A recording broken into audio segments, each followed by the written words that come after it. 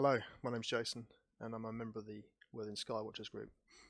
I've been into astronomy and astrophotography for a while now, and I wanted to put together some tutorial videos on astrophotography regarding, well, the first thing I want to cover will be calibration frames, what they are, why we use them, how to take them, and what to do with them once you've taken them. This is just going to be an overview of the files that I use for calibration, and I'm not going to go into their effects or what to do with them, but just so you can see what they look like. And in future videos I'll do a video on each type. This will be the data set that I'm going to use throughout these tutorials, which is of M31, which was shot this year, 3rd of the 10th. We have bias frames, dark frames, flat frames, light frames, which will help create the final masters. So I'm going to load a Pixid site, which I'm using for demonstration purposes. Now in here, this first image here is of a bias frame, which looks like nothing because that's how it came off the back of the sensor. Now in PixInsight we have an option to auto stretch. It's called a screen transfer function, which if I auto stretch it, then you can start to see some detail, or not really detail, but this is the lines represented by the bias signal, which we'll cover in a later video.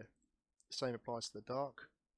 This is just as it comes off the camera, and if you boost it, then you get to see all the nasty pieces of noise and hot and cold pixels and amp glow. Yeah. Now this one is the flat frame. This is what it looks like again off the camera. If we boost it, we get to see the defects, which are here, the vignetting and lovely dust, which shows up in flat frames. I will talk about this again in a future video. I'm going to separate all these videos individually so they're easier to digest. This is an uncalibrated frame, a single light frame in the luminance channel because I use a CCD camera. This is just one in the luminance. If we stretch it, you can see M31 there, and you can also see if I super boost it or super stretch it, which is basically the same as increasing the levels in Photoshop, so to the point where everything's really sort of blown up like so, and you get to see all the defects and gradients and nasty pieces that we're trying to eliminate.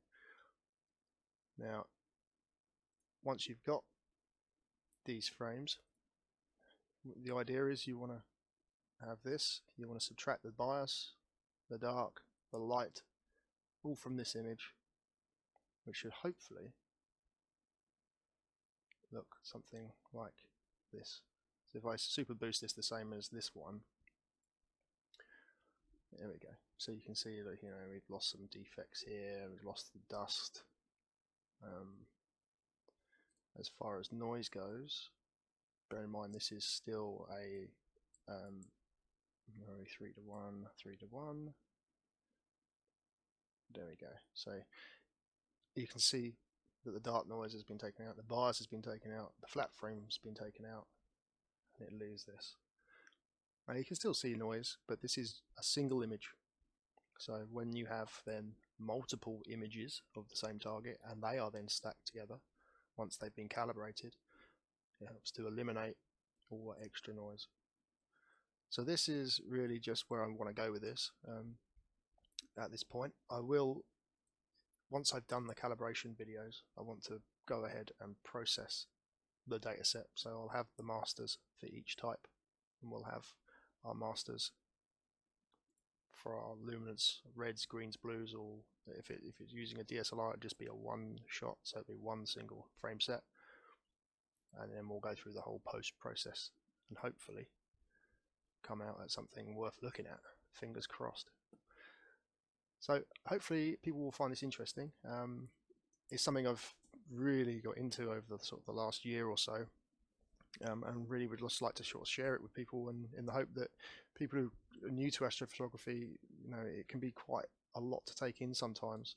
So these calibration videos, they're going to be twofold. They're going to be the how-tos, the how to take them, you know, the easy way, and especially when it comes to flat frames. Now there is an easy way, but it happens to also be the most expensive way. Now darks and bias, they're very easy to take, minimal effort, and then we'll go through what we do with them afterwards once we have our massive lot of photos. When we're all sitting in a nice folder, what do we do with them? So that's where I'm going to head with it. So I hope people will enjoy it, and stay tuned for the next episode. Thanks, bye.